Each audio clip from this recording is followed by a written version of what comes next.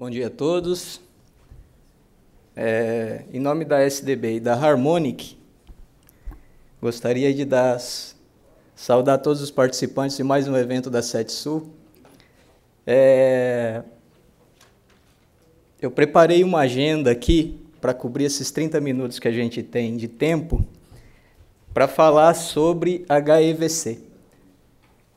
Na verdade, o HEVC é uma nova tecnologia aí de codificação de vídeo que está emergindo no mercado.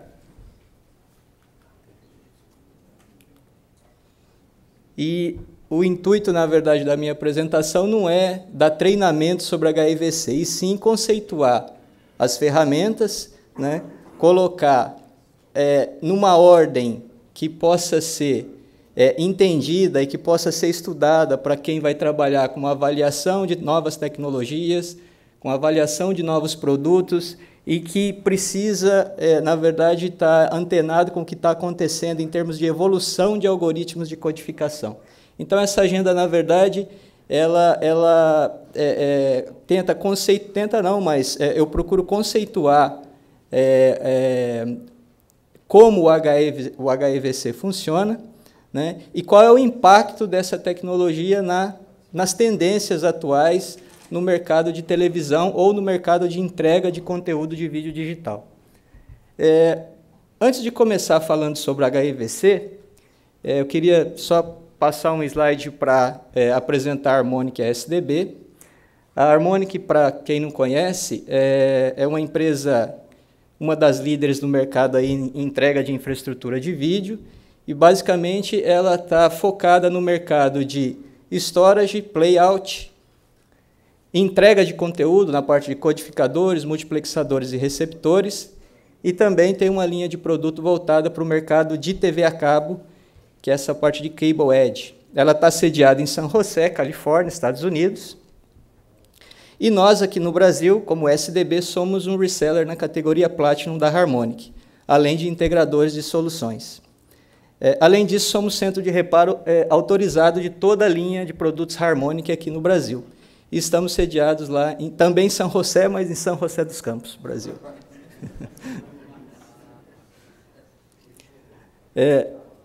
Ok. Antes de começar a falar propriamente sobre HEVC, eu coloquei dois cenários aqui, e assistindo um pouco a apresentação agora anterior do Cristiano, eu acho que tem mais uma coisa nesse cenário aqui que eu não coloquei, mas acho que vale a pena comentar. Do ponto de vista de produção e infraestrutura de vídeo, cada vez mais você ouve falar em gigas e gigas, 1 giga, 10 gigas, né? Produção e entrega e tráfego de material de vídeo, tudo na base de giga, giga, giga, ou seja, a produção de conteúdo, cada vez mais ela tem primado pela qualidade, e essa qualidade, obviamente, ela representa aumento de taxa de bits, aumento de bits na rede que você está trafegando, né? Então, só para dar um exemplo aqui, existe um estudo aqui feito pela Cisco em 2011, né, que diria que até 2016 o tráfego de internet iria quadruplicar, né? E a maior parte desse tráfego, mais do que 50% desse tráfego, seria de vídeo, né? Não é difícil de entender isso, porque com o surgimento da Web 2.0, praticamente qualquer site que você entra, você tem um link para algum serviço de vídeo, né? Se você olhar, por exemplo, o site do Terra hoje, né, até difícil você navegar de tanto pop-up de vídeo e link para tudo quanto é lado que você tem, para poder ver uma notícia, ou assistir ou verificar um determinado conteúdo de programação, de esporte, em forma de vídeo e não mais em forma de texto. Uma outra coisa que também contribui com esse cenário é o aparecimento de novos dispositivos, né? Esses novos dispositivos, seja um gadget, seja uma TV conectada, seja qualquer outro smartphone, ele tem processamento hoje suficiente para você buscar mais conteúdo, para você dar play em conteúdos mais complexos e conteúdo que exige uma taxa de transmissão maior. Então, uma vez que esse dispositivo está conectado na rede, automaticamente você traz para a rede um tráfego que anteriormente não existia, né? Então, acho que justifica-se esse aumento desse tráfego e, principalmente, o aumento da questão vídeo como parte maior desse tráfego total, também em função dessa questão dos novos dispositivos. E uma outra coisa é o que a gente chama de Beyond HDTV ou HDTV Plus, né? Além de você entregar um conteúdo, hoje, cada vez mais, quem entrega esse conteúdo ele está preocupado em melhorar ou diferenciar a expectativa ou a experiência que aquele usuário tem em assistir aquele conteúdo. Então, quando você fala em HDTV hoje, você já não fala mais só em HDTV. Você fala em HDTV 1080p, você fala em HDTV com taxas de frames maiores do que 30, 60 Hz, né? E tudo isso, quando você vai olhar do ponto de vista de codificação, você tem um incremento de taxa de bits assustadora. Ou seja, é imprescindível, né, que você enderece esses assuntos não só do ponto de vista de infraestrutura de rede, que é o que o Cristiano comentou, e eu vi que dentro da agenda aqui do CETSU existem outras palestras falando sobre infraestrutura de rede, né? Infraestrutura interna nas emissoras, infraestrutura de redes CDN, de rede de internet. Você também tem que endereçar isso através da questão de algoritmos de compressão, porque é inviável, obviamente, você transmitir conteúdo sem compressão nessa rede, uma vez que a taxa de bits é astronômica e o canal ele é finito, né? Então, você precisa se preocupar com essa questão da compressão. E esse slide aqui ele tem acompanhado a minha carreira profissional desde 1995, porque ele não muda. Na verdade, essa preocupação de você comprimir e reconstruir a imagem, ela continua a mesma até hoje.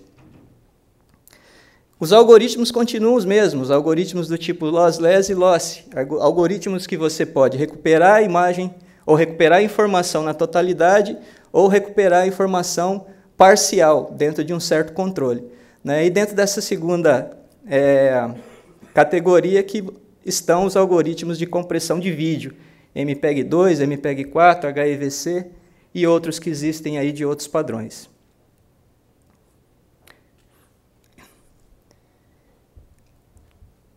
Dando sequência nesse estudo, eu também aqui aproveitando a minha experiência profissional aí, desde 95 nessa área de compressão digital, eu fiz um paralelo na evolução dos codecs, né? E eu aproveitei algumas fotos, que são fotos que eu tirei aí de codecs de empresas que eu trabalhei, né? E vim fazendo um paralelo na questão da evolução desses codecs. De acordo com a lei de Moore, aí, né, ou a profecia de Moore, né, que os estudiosos dizem que pelo menos até 2015 ela ainda é válida, né, num período entre 18 e 24 meses, o número de transistores dos chips aumenta em 100% com o mesmo custo. E se a gente der uma olhada aqui na evolução dos codecs, né, isso mais ou menos corrobora essa expectativa. Então, mais ou menos aqui a cada 2 anos, né, 95, 97, 99 e assim por diante, você tem uma redução, né, uma condensação de processos dentro dos codificadores. Então, se você pegar aqui em 95, o primeiro encoder que eu tive a oportunidade de trabalhar, ele tinha 10 unidades de rack, era da Philips, e provavelmente era um dos primeiros encoders MPEG-2 existente no mercado. Ela foi pioneira nessa questão aí de implementar o primeiro produto baseado na tecnologia MPEG-2 disponível para o mercado. Por incrível que pareça, esse codec ainda funciona aí até hoje em alguns locais, né? Mas, obviamente, 10 RUs, consumo de energia e qualidade de codificação comparado com um codec atual, realmente não dá para se fazer um paralelo, né? E aí vai, 97, ainda em MPEG-2, mas já reduziu para quase a metade o tamanho, né? 99, de novo, reduziu para quase a metade. 2001 também. 2003 e até 2012, né, os chassis praticamente são todos em uma unidade de rack. Entretanto, se a gente for ver em termos de tecnologia, do MPEG-2 até o surgimento do MPEG-4, que está aqui, praticamente se foram 10 anos.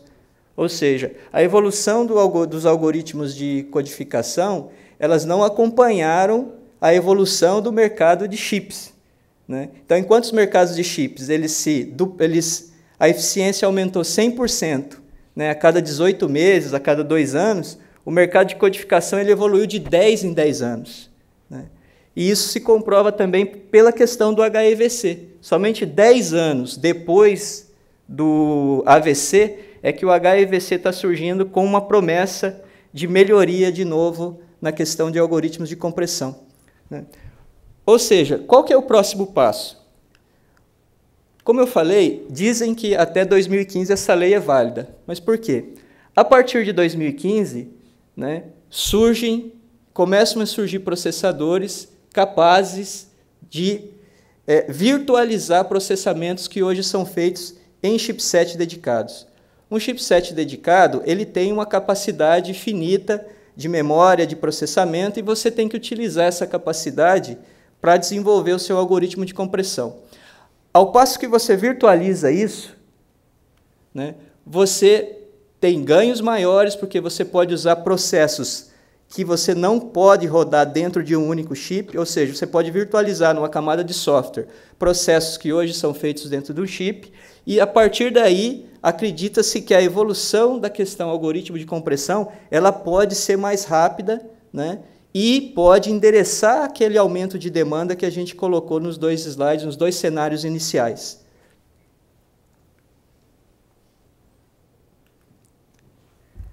Ok, o HEVC, certamente, ele é o primeiro algoritmo que começa a tirar proveito dessa questão de virtualização de processamento, né? O HEVC, na verdade, é a tradução para High Efficiency Video Coding, é um novo standard que foi desenvolvido por 2 times, né, os de sempre, o mesmo que desenvolveu lá o H264, um aqui dentro do grupo MPEG, do grupo de experts de vídeo da MPEG, outro dentro do grupo de experts de vídeo da ITU. Os 2 se juntaram, criaram esse grupo conjunto chamado JCTVC, né, e após a primeira reunião em 2010, em 2014, mais especificamente 13 de abril de 2014, publicaram a primeira versão oficial da norma, da recomendação HEVC ou H265, como é chamado dentro do ITU. A primeira versão, o draft, né, a primeira versão do MPEG de estandarização, que é a ISO 23008-2, está em fase de análise, mas certamente ela vai ser adjudicada e publicada em breve, talvez aí até o final desse mês, corroborando aí a norma HEVC como uma norma estándar de mercado para compressão digital. Obviamente, isso não é a resposta para todo aquele tráfego que será gerado, mas é a resposta do HEVC, ou é a resposta do ponto de vista de codificação, pelo menos o que é possível se fazer, para endereçar alguns serviços baseados nessas novas tecnologias de conteúdo ou de desenvolvimento de conteúdo que existe no mercado. Então, certamente o HEVC ele vai endereçar alguns mercados inicialmente. Por exemplo, o mercado de over-the-top TV, né? Esse aumento de tráfego over-the-top, não só SD, HD, como futuramente 4K, certamente vai ser em cima de HEVC, porque o H264 ou o MPEG-2 já não é suficiente para endereçar essa quantidade de tráfego. Depois vai passar pelo IPTV, o IPTV tem como característica principal a necessidade de trafegar canais em baixíssima taxa, não só a questão da entrega de alta definição, mas a entrega de canais em standard definição com baixas taxas. A questão do IPTV ela vem se alastrando pelo Brasil, não só pelos ISPs, como por algumas operadoras de telecomunicações que estão passando a ofertar serviços de IPTV ao usuário final, né? Mas a premissa é que esse canal chegue ao usuário final numa taxa com qualidade, com uma taxa bem baixa. Então, certamente, com o advento de set-top box voltados para o IPTV, o HEVC ele vai ser primordial. Na questão do DTH, de novo, aguarda a questão de set-top box, a gente vai falar um pouco isso no futuro, mas o DTH também é um segmento que grita o tempo todo em busca de novas tecnologias de codificação para reduzir o custo de satélite utilizado para a transmissão do serviço de TV por assinatura. Uma outra experiência péssima que a gente vem tendo é a questão de congestionamento de rede 3G em aqueles locais onde já estão disponíveis, poucos locais onde estão disponíveis redes 4G, como é difícil você fazer uma navegação hoje em determinados conteúdos em função de congestionamento, queda de sinal, etc. Então o HEVC certamente não vai resolver, mas vai ajudar nessa questão do tráfego em redes 3G e 4G. E, no final, acho que atinge aqui a grande maioria que está no evento, que é o broadcaster. Certamente o broadcaster será um dos últimos a ser atingido pelo HEVC, em função até da própria característica da curva de decrescimento de custo dos equipamentos. Como o HEVC funciona? Eu organizei aqui, de forma esquemática, um encoder e um decoder HEVC, né, e depois vou falar sobre cada fase, bem rapidamente, de cada fase de processamento principalmente dentro de um encoder HEVC, para que a gente possa entender na hora de avaliar um equipamento, né, aonde buscar ou aonde verificar os ganhos relativos a essa tecnologia. Certamente, essas ferramentas elas só são possíveis, né, em função do aumento de capacidade de memória, aumento de capacidade de processamento, paralelismo de função e novos algoritmos. Ou seja, esse conjunto de características que hoje pode estar dentro de um chip no encoder ou de um chip de um servidor, de um server Blade, por exemplo, vai permitir a implementação dessas ferramentas. Então, quando você for avaliar um encoder HEVC, não necessariamente você vai avaliar um device. Pode ser que você está avaliando um software HEVC e não mais um device HEVC. Mas é importante saber quais são os processos envolvidos nesse fluxo de codificação. Nesse quadro amarelo aqui está a parte mais complicada hoje de se gerenciar do HEVC, que é a questão de patentes. A norma, na verdade, ela define padrões daqui para cá, ou seja, a partir do código HEVC, a partir do bitstream HEVC, até a especificação do decoder HEVC. Obviamente, ela estabelece as ferramentas aqui que você pode utilizar ou pode implementar no seu encoder ou no seu software para produzir esse bitstream válido, mas essa é a área que está sujeita a patentes. E nem todas as empresas que desenvolvem tecnologia em HEVC estão alinhadas com a mesma organização de gerenciamento de patentes, né? Então, o desenvolvedor hoje de um encoder HEVC, ele tem que estar muito preocupado com a questão patente, porque ele pode eventualmente quebrar uma patente que não está sendo administrada pelo MPEG-LA, por exemplo. Então, ele tem que estar preocupado que pode ter uma outra empresa que tem uma patente registrada em outro órgão e que, se eventualmente ele vier a quebrar, isso vai interferir diretamente no custo de produção dele. Então, essa questão de patente é uma questão ainda em andamento. Dentro do MPEG-LA existe mais ou menos já umas 10 empresas com inscrição de patentes dentro dessa linha do HEVC, mas existem outras dissidentes que têm procurado seu caminho próprio em relação à proteção de patentes. Mas, do ponto de vista de tecnologia, isso para a gente, na verdade, não importa, mas no ponto de vista de fabricante. Como é que funciona, então, o encoder HEVC? O encoder HEVC ele funciona muito semelhante aos encoders anteriores da linha MPEG, né? Então, você tem um bloco que faz o particionamento da imagem, outro bloco que estima, né, se essa imagem pode ser comprimida ou não, se existem redundâncias ou não, outro bloco que reduz, né, a quantidade de informações a serem transmitidas, e outro bloco que codifica essas informações no sentido de reduzir o máximo possível o código necessário para interpretar aquela sequência de bits. E a partir daí, você pode ainda usar processos de filtragem para reduzir a complexidade de imagem, ou seja, reduzir também a quantidade de bits para poder representar aquela imagem, e no final você vai gerar um código HEVC. Vai gerar um bitstream válido HEVC. A partir daí, isso aqui você transmite e o decoder do outro lado faz o processo inverso. Ou seja, muito semelhante, obviamente diferenciando os algoritmos muito semelhante a qualquer outro encoder que já existia no padrão MPEG-2 ou H264. Seguindo agora cada bloquinho ali, eu vou falar rapidamente como é que ele funciona. Primeiro, o particionamento.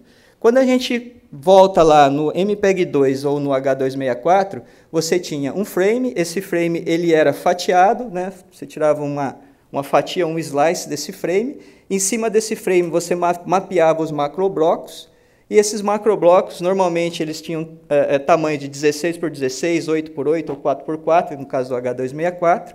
E em cima desses macroblocos, você começava a processar bloco a bloco, no sentido de tentar reduzir a quantidade de bits necessária para representar cada um daqueles blocos. No caso do HEVC, né, você tem dois tipos de particionamento. Você tem o particionamento em slice, em fatia, e em tiles, que são esses blocos que está representado do lado direito aí, né? Cada um desses bloquinhos é chamado de CTU. Tá? E esse CTU, eles vão ser subdivididos novamente no sentido de você começar a análise da imagem. Então, se você colocar um frame real, seria mais ou menos isso. Nos locais de imagem, onde você tem menos informação, você tem um CTU maior. No ponto de imagem onde você tem mais informação, esse CTU ele é subdividido no que eles chamam em forma de árvore quadrática. Ou seja, eu tenho um CTU que primeiro ele é de 64 por 64, eu divido em 4 num ponto de imagem que tem uma quantidade de informação maior, por exemplo, aqui. E a partir do momento que eu venho para uma área de maior complexidade ainda, eu pego esse 64 que eu dividi em 4, eu pego 1/4 disso, divido em 4 de novo, 1/4 disso, divido em 4 de novo. Ou seja, dá para notar a complexidade de processamento que se exige de uma máquina para fazer esse tipo de coisa. No H264 já era complexo, no MPEG-2 era um pouco menos complexo, mas no HEVC isso é muito mais complexo. Mas é aí que você tem o ganho de bits. Então, esse ganho prometido do HEVC, que pode chegar até 50%, né, também significa um aumento drástico na questão de processamento requerido para essa máquina. Uma vez particionada a imagem, você segue para o próximo passo, que também é um passo que já existia nos algoritmos anteriores, que é a estimativa intra e inter. A estimativa intra, na verdade, ela vai pegar cada pedacinho daquele CTU lá, né, e vai fazer uma varredura em todo o quadro para ver se você acha um pedacinho semelhante àquele, ou muito semelhante àquele. Se existir um pedacinho semelhante ou muito semelhante, ele vai comparar e só transmitir a diferença entre um bloquinho e o outro bloquinho. No caso do HEVC, do caso do H264 do MPEG-2, também existia a codificação intraframe. A diferença agora é que você tem até 3 algoritmos de procura, enquanto você só tinha um dos algoritmos anteriores. Então, você tem um algoritmo chamado de planar, outro de DC e o outro de direcional. Ou seja, são algoritmos que varrem o quadro da imagem de maneiras diferentes no sentido de procurar bloquinhos semelhantes. De novo, aumento de capacidade de processamento drástica nesse tipo de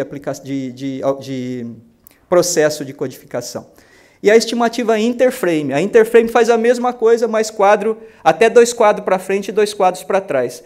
No H264, ele ia muito mais do que 2 quadros para frente, muito mais do que 2 quadros para trás. No HEVC, você vai até 2 para frente e 2 para trás. Por quê? Porque a codificação intraframe ela foi feita de melhor qualidade. Você dividiu mais a codificação intraframe. Você não tem necessidade de ir tão longe para buscar bloquinhos semelhantes. 2 para frente e 2 para trás já é suficiente para você encontrar uma condição de igualdade suficiente para você reduzir ou aumentar a taxa de compressão e reduzir bits.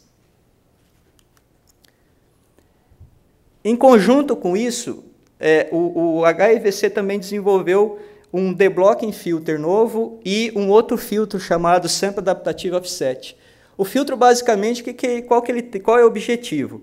Reduzir a complexidade da imagem. Só que a questão de filtro é complexo de você ajustar, porque se você faz um ajuste de um filtro muito agressivo, ele tira detalhe de imagem. Se você não coloca nada de filtro, você pode ter blocagem principalmente nas regiões de borda de cada imagem.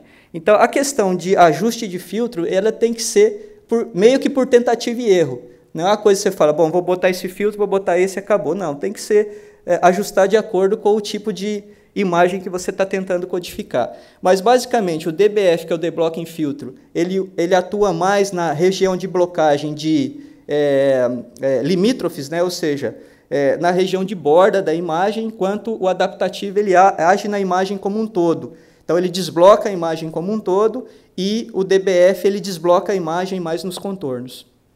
Mas, obviamente, se você desbloca, é menos informação para comprimir. Menos informação para comprimir, menos bits. Todo esse processo gera bits que você precisa transmitir, né? Esses bits podem passar por um processo de transformada, igual passava no MPEG-2, de novo, no H264. Né? Hoje você pode utilizar transformadas menores, pode usar, além de transformada de cosseno, também pode usar transformada de seno, e quantiza. Né? Você pode quantizar em 8, 10 ou 12 bits. Todo esse processo faz com que uma quantidade de dados como essa, né, que você tem uma DCT de 16 por 16, né, depois de todo esse processo, vira isso aqui, ou seja, você reduz a quantidade de informação a ser transmitida aqui, essas informações estão concentradas mais nessa região da transformada, e quando no decoder você faz o processo reverso, né, quem estudou engenharia fez a antitransformada, ele volta a isso aqui originalmente, com uma perda muito pequena. Então, é o segredo também da grande redução um dos segredos da grande redução da taxa de bits do HEVC. E, obviamente, eu tenho que escolher um código para codificar essa informação gerada pela DCT. No caso do H264, ele usava o KVLC e o KBAC. São dois algoritmos que, a partir de uma determinada sequência de bits de entrada, ele gera um código de saída que é menor do que o código de entrada, mas que pode representá-lo. Né?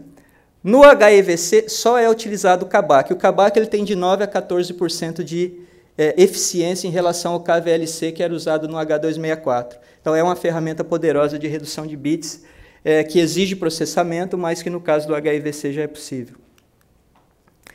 Em resumo, o que faz um codec HEVC, então? Particiona a imagem, estima cada unidade de processamento intraframe e interframe, transforma, quantiza o resíduo que sobra dessas informações, codifica por entropia, no caso é o KBAC, e gera o código HEVC. Então, esse é o processo que qualquer encoder HEVC vai fazer. Saindo um pouco da questão codificação, a norma ainda define uma série de outras coisas. Né? Uma coisa importante é a questão dos profiles. Existem 3 profiles principais, o main 1.0 e o still, né? Cada um aí com a sua característica. O main para endereçar 8 e 10 bits, 8 bits e 420, o 10 para endereçar 10 bits, 8 bits também 420, e o still para você poder fazer contribuição somente com intraframes. Então, requer maior banda, mas reduz latência e melhora a qualidade. No caso uma outra coisa definida na norma é a questão do empacotamento. O empacotamento não é diferente do H264, é o mesmo tipo de empacotamento. Né? A norma prevê suporte para diferentes aplicações, broadcast, né? O famoso MPEG-2 Transport Stream, ou transporte em redes IP via RTP. Mapeamento para trabalhar dentro do ambiente de internet e de armazenamento. Aqui tem uma coisa importante que é a questão do MPEG Dash. O Dash, especificamente, não pode ser confundido com o HEVC. Uma coisa é codificação, a outra coisa é protocolo de transmissão. O Dash, na verdade, ele surge como uma tecnologia de transporte que deve unificar a questão de protocolos dentro de transmissão de vídeo over the top.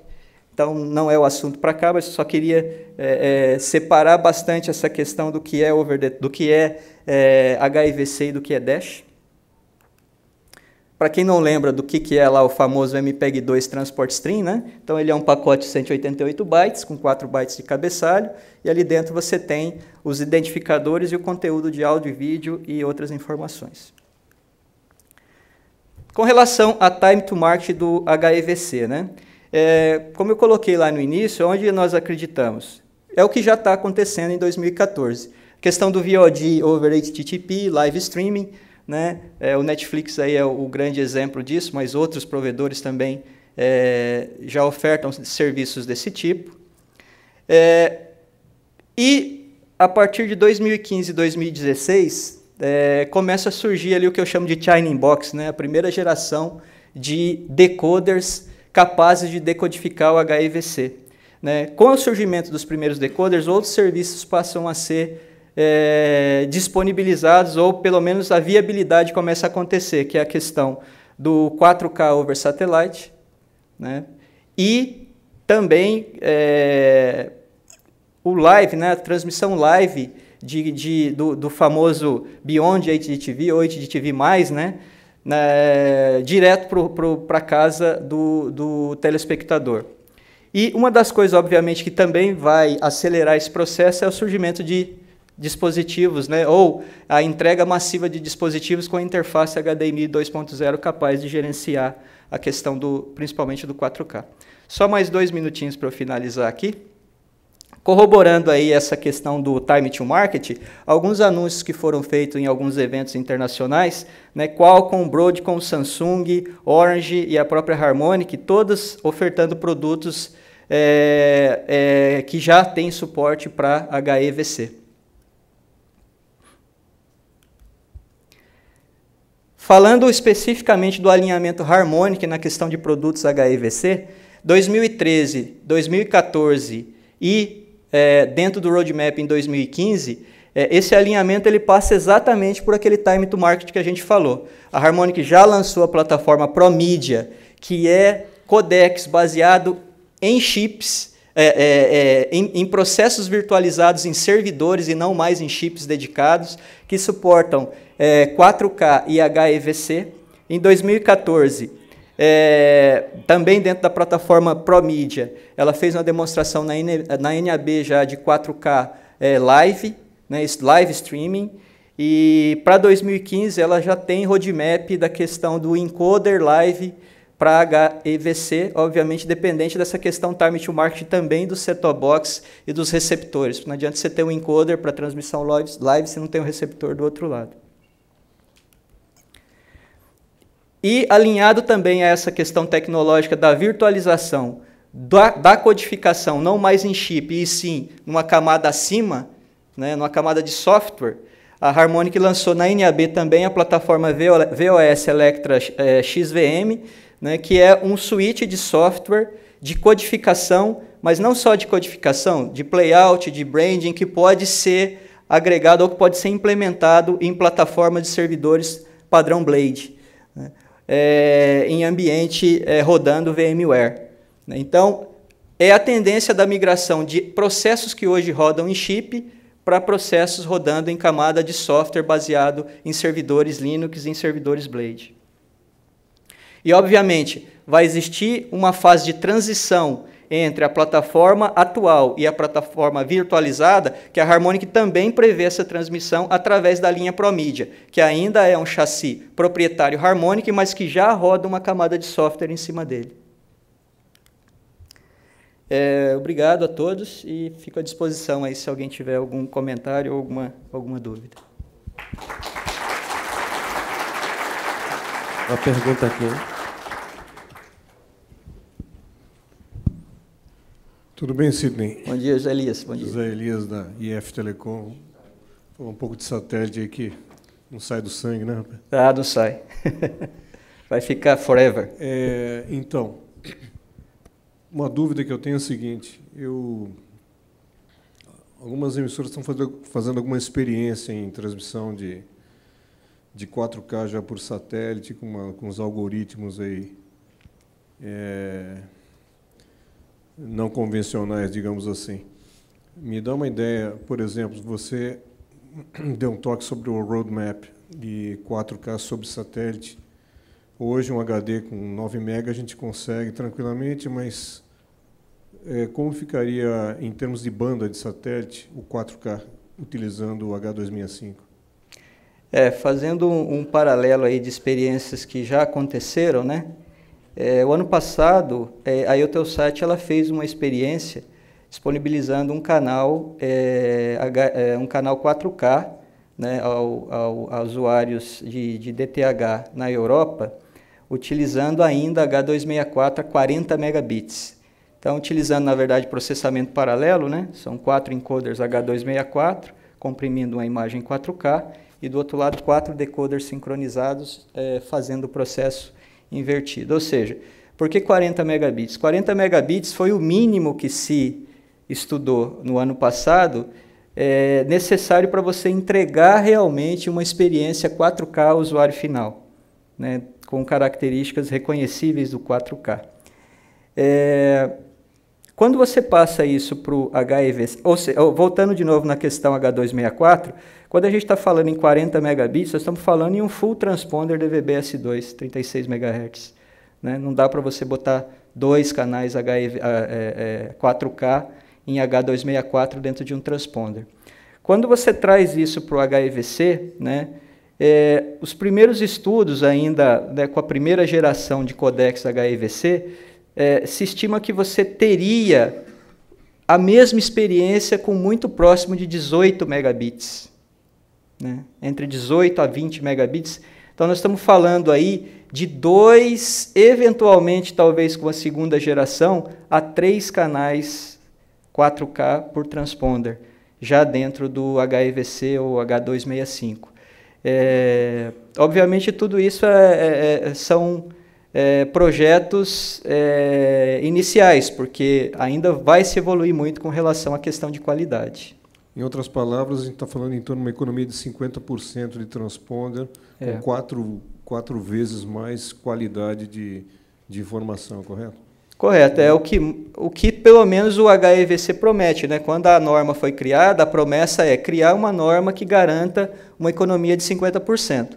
Né? Os primeiros testes demonstram que essa economia me parece realmente viável, mas isso tudo em implementações muito dedicadas. Né? Conforme você tiver uma entrega massiva de dispositivo no mercado, eu acredito que essa economia esse patamar vai demorar um certo tempo a chegar no mercado como um todo, né? Mas me parece que é o que vai acabar acontecendo. Só mais uma outra coisa interessante é o seguinte, o pessoal tem comentado também que, do ponto de vista de modulação, deve-se utilizar roll-offs que chegam até a 5%, está quase no limite de Shannon. Isso é fato. É fato, de novo, o que é preciso entender é aonde isso vai chegar primeiro, né? Porque quando você fala em trabalhar com modulações mais eficientes, com roll-offs mais agressivos, você tem uma condição de contorno também do ponto de vista de recepção muito difícil de se atingir.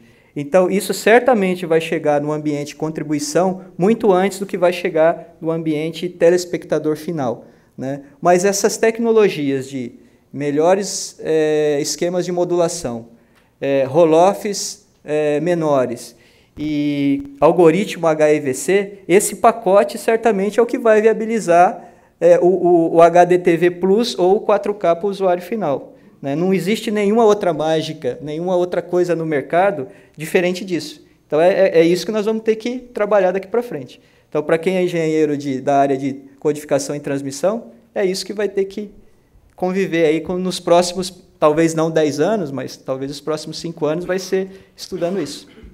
Ok. Cirine, uma última pergunta aqui. Cirine, obrigado por ter vindo, parabéns aí pela apresentação. Minha pergunta é um pouco menos de HEVC e mais de virtualização, né? Ok. Eu vi lá aquele codec de 95 que a gente acabou participando, me sinto um dinossauro. Acho que você conhece, né? Conheço bem. E na época a gente ficou com aquela pergunta, né, se não teríamos sido um pouco precoces, né? Então, a pergunta que eu te faço agora é, em quanto tempo você acha que virtualização, né, eu tenho um codec rodando virtualmente numa camada de software, vai ser realidade, assim, uma emissora brasileira? Opinião tua como profissional. Tá. Você está comentando essa questão, será que não fomos muito, no início, né, não fomos muito vanguardistas, né? Mas eu me lembro muito bem a história desse encoder aí, e foi uma aposta inicial que, na verdade, acabou virando padrão de mercado, né? Na questão da virtualização, De novo, eu acredito que a virtualização ela vai chegar, não acredito, mas como já tenho cases da própria Harmonic dentro disso, ela vai chegar primeiro nas operadoras, certamente. Porque as operadoras elas já têm o hábito hoje de trabalhar com grandes data centers, elas já têm uma infraestrutura de TI estruturada para o serviço de vídeo, né? Acredito que vai chegar lá primeiro, e esse chegar é final de 2014, início de 2015. As primeiras plataformas virtualizadas já vão estar em operação, né? Já existem algumas instaladas, ou já existe uma, pelo menos, da Harmonic instalada em fase de teste nos Estados Unidos, mas o deployment mesmo a partir de janeiro de 2015. Quando a gente fala do broadcaster, né, eu acho que o broadcaster, a plataforma virtualizada, ela vai chegar com muita força em cima do HIVC, né? Eu não acredito que antes do final de 2015 essa plataforma chega no broadcaster. Eu acho que, vamos falar talvez 2016, 2017, plataforma virtualizada operando em broadcaster. Mas, obviamente, entre 2014 e 2017 você pode ter um ambiente híbrido, né? Lembra que eu falei que a Harmonic ela tem uma plataforma de transição entre o que existe hoje e o ambiente totalmente virtual. Eu acho que nesse meio tempo, esse meio termo vai acontecer. E esse meio termo acontecendo, ele já é um passo para a virtualização total, né? Obviamente, também não vai ser em toda emissora, porque quando você fala em emissora regional, né, a própria característica de operação dela, às vezes exige que você tenha uma plataforma dedicada, né? Mas tem uma outra coisa interessante também que vocês viram em outras apresentações aqui, que é a questão de serviços em cloud. Ou seja, não necessariamente eu preciso estar lá para controlar o que está lá. Então, eventualmente, você pode ter tudo rodando num data center, né, controlando isso via cloud, virtualizando uma operação regional. Então, respondendo de novo, eu acredito que a virtualização para broadcaster é uma coisa para pensar 16, 17. Mas a transição vai acontecer durante esse período. Ok. Obrigado, Sidney. Sidney vai estar aí durante o dia com a gente. Qualquer dúvida, só entrar em contato com o Sidney. Obrigado mais uma vez, Sidney.